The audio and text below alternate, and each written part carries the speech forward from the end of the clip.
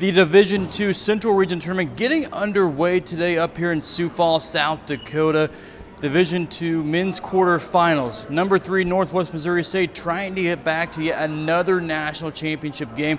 Long road to get there, all starting today in the quarterfinals when they took on Minnesota State Moorhead.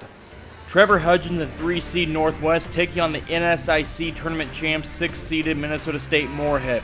Gritty game early in this one. Bearcats up 15-10. Moorhead battles back. A little later, 17-14 Cats. Hudgens in the corner for 3. Knocks it down, but it's his only 3 of the game. Northwest up 20-14. But the Dragons keep this one close in the first half. A 3 makes it 20-17 Northwest still, and about 3 to play in the half. Byron Alexander, the save. Hudgens, the bucket. 25-22. Northwest goes on to lead 27-24 at the half. In the second half, Bearcat offense gets a little bit of rhythm going. Diego Bernard attacks the bucket, pulls up, uses the glass, grabs the bucket. Then it's Wes Dreamer. He hits a couple of second half threes, finishes with a double-double, 16 and 12. And of course, Hudgens, 19 points for one of the best in Division II. Cats lead by as much as 17 in the second half and roll to the quarterfinal round win, 69-54.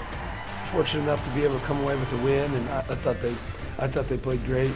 I thought for us, I thought offensively probably wasn't our best effort, but defensively they had something to do with it. So the Bearcats advance to tomorrow's semifinal round. They'll play at 5 o'clock, but that's not all the basketball we have today as well. The Division II Central Region Women's Basketball Tournament out in Hays, Kansas. That's where we find our very own KK2 Danielle Sachse with more on how the Griffons semifinals went today. For the first time since 1997, the Missouri Western women's basketball team find themselves back in the Sweet 16. Saturday evening, they faced MIAA foe Nebraska Kearney, who they've lost to twice in the regular season.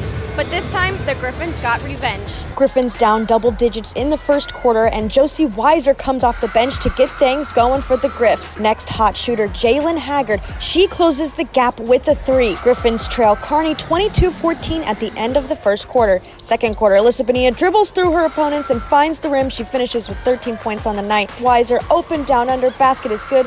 Josie comes off the bench and adds 15 for the Griffs, and Western finds themselves on a 15-2 run. With a chance to give them the lead, Brianna Budgets gets the bucket, and Western goes into the locker room up 35-30. Fighting to keep the season alive, the Lopers have some magic, and Brooke Carlson ties the game at 42 in the third. Senior Corbin Cunningham had 12 on the night. She makes a move, and Griffins start to pull away. With 3 minutes to go, Bonilla takes a step back, and it is too late for the Lopers. Griffins win 72-59 and advance to the championship game. I think they played a very physical game compared to usually, so I think we were just adjusting to that. I thought Josie was a huge momentum changer, not just because she made shots, but because she brought a level of fight and toughness to her, and then everyone got on board with that.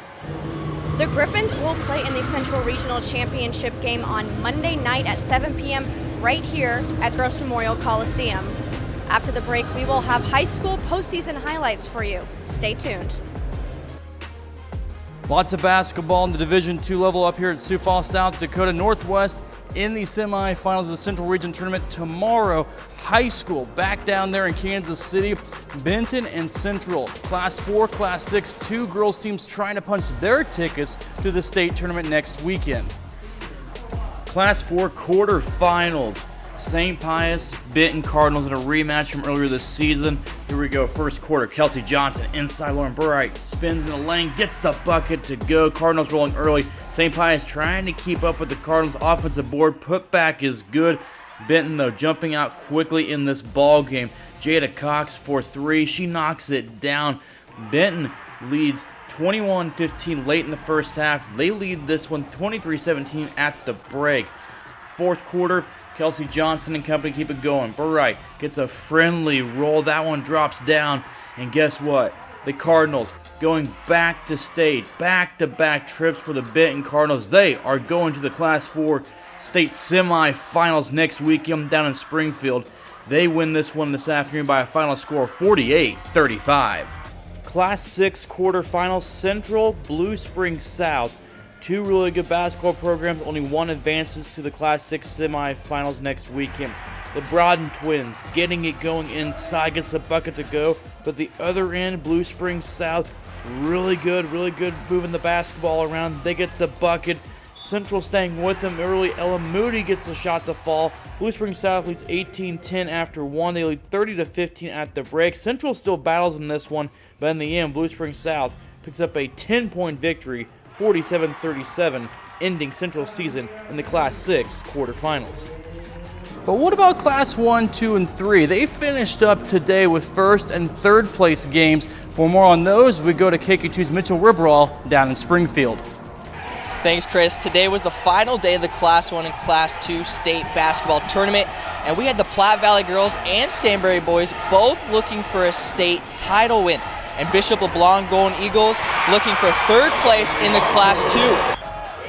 Early on, Hayden Cross for three. He had LeBlond's first 5 points.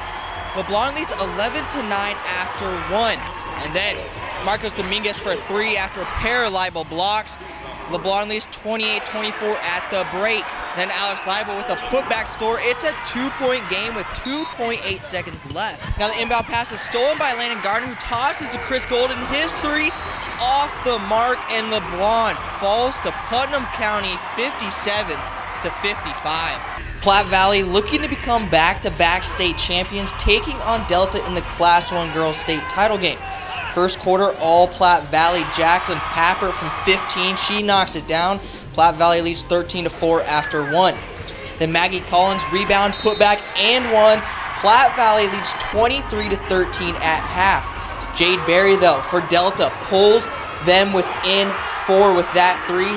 Platte Valley down by 4 now, and Briley Angle knocks down a 3, gets them within 1. She had 18 on the night. Platte Valley goes on to win back-to-back state title games, 63-50. I hope this tradition, or whatever we call it, continues on. We really couldn't have asked for anything better. This is more than we could have asked for. Stanberry looking for their first state title since 2016. Bulldogs take on the South Iron Panthers. Tyler Swayback finds Colby McQuinn for the and 1. And then Panthers fast break. DJ Prater coast to coast. Stanberry trails 30-17. McQuinn now for 3, trying to keep Stanberry close, knocks it down. Then Drennan Drinkin step back, knocks his 3 down. Second half though, Stanberry trying to come back. Swayback, tough shot with defense all over him. But South Iron just too much. Stanberry falls in this one, 71-45. Besides being really good at basketball, I mean, they're great kids. They're great role models. I mean, they're kids that my kids look up to. Some good basketball all the way around here down in Springfield, but that will do it for Class 1 and Class 2. Reporting from Springfield, Mitchell Riberal, KQ2 Sports. We'll be right back.